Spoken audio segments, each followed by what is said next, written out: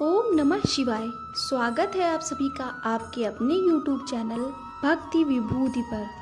हिंदू धर्म में सावन का महीना बहुत पवित्र माना जाता है। इसे धर्म कर्म का महीना भी कहा जाता है। सावन महीने में किया गया धार्मिक कार्य विशेष फलदायी होता है।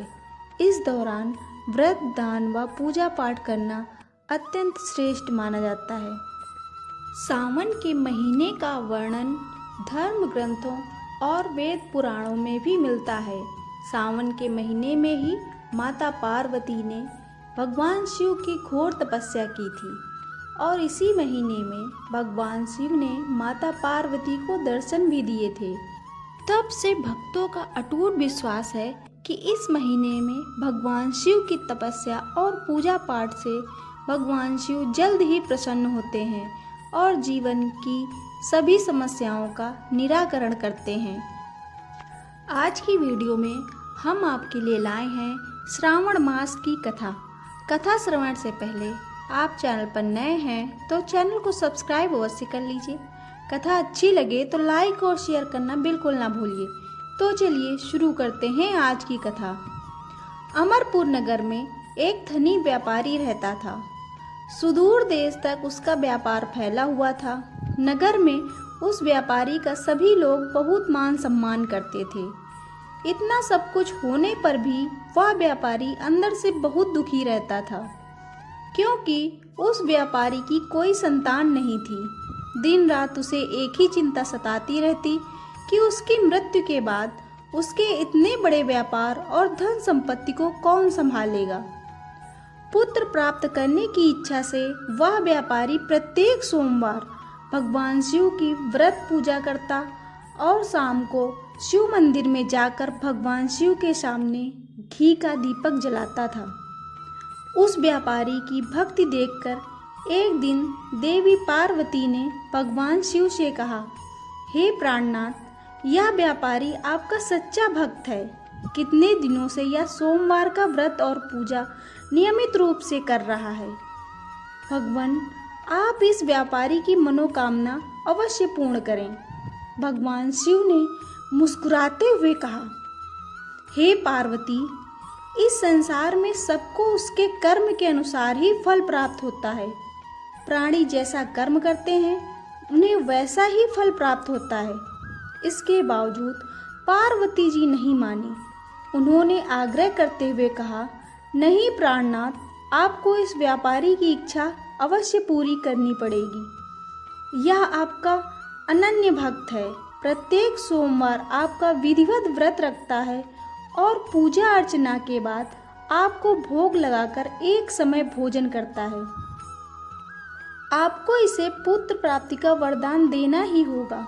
पार्वती की इतनी आग्रह देखकर भगवान शिव ने कहा, तुम्हारे आग्रह पर मैं इस व्यापारी को पुत्र प्राप्ति का वरदान देता हूँ, लेकिन इसका पुत्र 16 वर्ष से अधिक जीवित नहीं रहेगा। उसी रात भगवान शिव ने स्वप्न में उस व्यापारी को दर्शन देकर उसे पुत्र प्राप्ति का वरदान दिया और उसके पुत्र के 16 वर्ष तक जीवित रहने की बात भी बताई। भगवान के वरदान से व्यापारी को खुशी तो हुई, लेकिन पुत्र की अल्पायु की चिंता ने उस खुशी को नष्ट कर दिया। व्यापारी पहले की तरह सोमवार का विधिवत व्रत करता रहा। कुछ महीने पश्चात उसके घर पर एक अत्यंत सुंदर बालक ने जन्म लिया। व्यापारी ने पुत्र के जन्म का उत्सव बहुत धूमधाम से मनाया, परंतु व्यापारी को पुत्र के जन्म की अधिक खुशी नहीं हुई, क्योंकि उसे पुत्र की अल्पायु के रहस्य का ज्ञान था। यह रहस्य घर में किसी को नहीं पता था। विद्वान ब्राह्मणों ने उस पुत्र का नाम अमर रखा। जब अमर 12 साल का हुआ तो शिक्षा के लिए उसे वाराणसी भेजने का निश्चय हुआ। व्यापारी ने अमर के मामा दीपचंद को बुलाया और कहा कि अमर को शिक्षा प्राप्त करने के लिए वाराणसी छोड़ आओ। अमर अपने मामा के साथ शिक्षा प्राप्त करने के लिए चल दिया। रास्ते में जहाँ भी अमर और दीपचंद्र रात्रि विश्राम के लिए ठहरते, वहीं यज्ञ करते और ब्राह्मणों को भोजन कराते। लंबी यात्रा के बाद अमर और दीपचंद एक नगर में पहुँचे। उस नगर के राजा की कन्या के विवाह की खुशी में पूरे नगर को सजाया गया था। निश्चित समय पर बारात आ गई, लेकिन वर का पिता अपने पुत्र के एक आंख से काने होने के कारण बहुत चिंतित था। उसे इस बात का भय सता रहा था कि राजा को इस बात का पता चलने पर कहीं वह विवाह से इनकार ना कर दे। इससे उसकी बहुत बदनामी होगी। वर के पिता ने अमर को देखा तो उसके दिमाग में एक विचार आया। उसने सोचा, क्यों न इस लड़के को दूल्हा बनाकर राजकुमारी से विवाह करा दिया जाए। विवाह के बाद इसको धन देकर विदा कर देंगे और राजकुमारी को अपने नगर में ले जाएंगे। वर के पिता ने इसी संबंध में अमर और दीपचंद से बात की। दीपचंद ने धन मिलने के लालच में वर के पिता की बात स्वीकार कर ली। अमर को दूल्हा बनाकर वस्त्र पहना दिए और राजकुमारी चंद्रिका से विवाह करा दिया। राजा ने बहुत सा धन देकर राजकुमारी को विदा किया। अमर जब लौट रहा था तो सच नहीं छिपा सका और उसने राजकुमारी की ओढ़नी पर लिख दिया, राजकुमारी चंद्रिका, तुम्हारा विवाह तो मेरे साथ हुआ था। मैं तो वाराणसी में शिक्षा प्राप्त करने जा रहा हूँ। अब तुम्हें जिस नवयुवक की पत्नी बनना पड़ेगा वह एक आंख से काना है।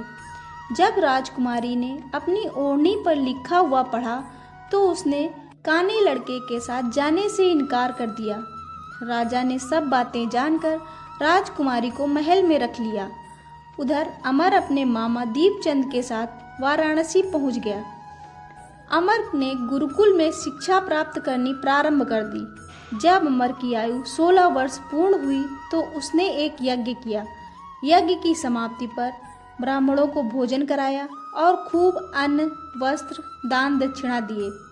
रात को जब अमर अपने शयन कक्ष में सो रहा था, भगवान शिव के वरदान के अनुसार शयनावस्था में ही अमर के प्राण पखेरु उड़ गए।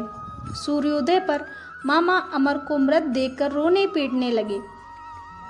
मामा के रोने की आवाज़ सुनकर आसपास के लोग भी दुख प्रकट करने के लिए एकत्रित हो गए। उसी समय माता पार्वती और भगवान शिव वहीं से गुजर रहे थे। पार्वती जी ने भगवान से कहा, प्राणनाथ, मुझसे इसके रोने के स्वर सहन नहीं हो रहे। आप इस व्यक्ति को कष्ट से अवश्य दूर करें। भगवान शिव ने पार्वती के साथ अदृश्य रूप में समीप जाकर अमर को देखा तो पार्वती जी से बोले, पार्वती, यह तो उसी व्यापारी का पुत्र है। मैंने इसे 16 वर्ष की आयु का वरदान दिया था। इसकी आयु तो पूर्ण हो गई है। पार्वती जी ने फिर भगवान शिव से निवेदन किया, हे प्राणनाथ, आप इस लड़के को जीवित करें, नहीं तो इसके माता पिता पुत्र की मृत्यु के कारण रो रो कर अपने प्राण त्याग देंगे। इस लड़के का पिता तो आपका परम भक्त है, वर्षों से सोमवार का व्रत करता है और भोग भी लगा रहा है। पार्वती जी के आग्रह पर भगवान शिव ने उस लड़के को जीवित होने का वरदान दिया और कुछ ही पल में वह जीवित होकर उठ खड़ा हुआ। शिक्षा समाप्त करके अमर अपने मामा के साथ अपने नगर की ओर चल दिया। दोनों चलते हुए उसी नगर में पहुंचे जहां अमर का विवाह हुआ था। उस नगर में भी अमर ने यज्ञ का आयोजन किया। समीप से गुजरते हुए राजा ने यज्ञ का आयोजन देखा। राजा ने अमर को तुरंत पहचान लिया। यज्ञ समाप्त होने पर राजा और अमर उसके मामा को महल ले गए और कुछ दिन उन्हें महल में रखकर बहुत सा धन वस्त्र देकर राजकुमारी के साथ विदा किया। रास्ते में सुरक्षा के लिए राजा ने बहुत से सैनिकों को भी साथ भेजा। मामा दीपचंद ने नगर में पहुंचते ही एक दूत को घर भेजकर अपने आने की सूचना दे दी। अपने पुत्र अमर के जीवित वापस आने की सूचना पाकर व्यापारी और उसकी पत्नी बहुत प्रसन्न हुए। व्यापारी ने अपनी पत्नी को स्वयं के साथ एक कमरे में बंद कर लिया था। भूखे प्यासे रहकर व्यापारी और उसकी पत्नी बेटे की प्रतीक्षा कर रहे थे। उन्होंने प्रतिज्ञा ली थी कि यदि उनके बेटे की मृत्यु का समाचार मिला तो दोनों अपने प्राण त्याग देंगे। व्यापारी और पत्नी मित्रों के साथ नगर के द्वार पर पहुंचे। अपने बेटे के विवाह की समाचार सुनकर पुत्र वधू राजकुमारी चंद्रिका को देखकर उनकी खुशी का ठिकाना ना रहा। उसी रात भगवान शिव ने व्यापारी के स्वप्न में आकर कहा, हे श्रेष्ठी, मैंने तेरे सोमवार के व्रत करने और व्रत कथा सुनने से प्रसन्न होकर तेरे पुत्र को लंबी आयु प्रदान की है। व्यापारी बहुत प्रसन्न हुआ। सोमवार को व्रत करने से व्यापारी के घर में खुशियां लौट आईं। शास्त्रों में लिखा है कि जो स्त्री पुरुष सोमवार का विधिवत व्रत करते हैं और व्रत कथा सुनते हैं, उनकी सभी इच्छाएं व मनोकामनाएं पूर्ण होती हैं। तो ये थी आज की कथा। कथा आपको कैसी लगी कमेंट करके अवश्य बताएं। कथा को अंत तक सुनने के लिए आपका बहुत बहुत धन्यवाद। फिर मिलेंगे एक और नई कथा के साथ।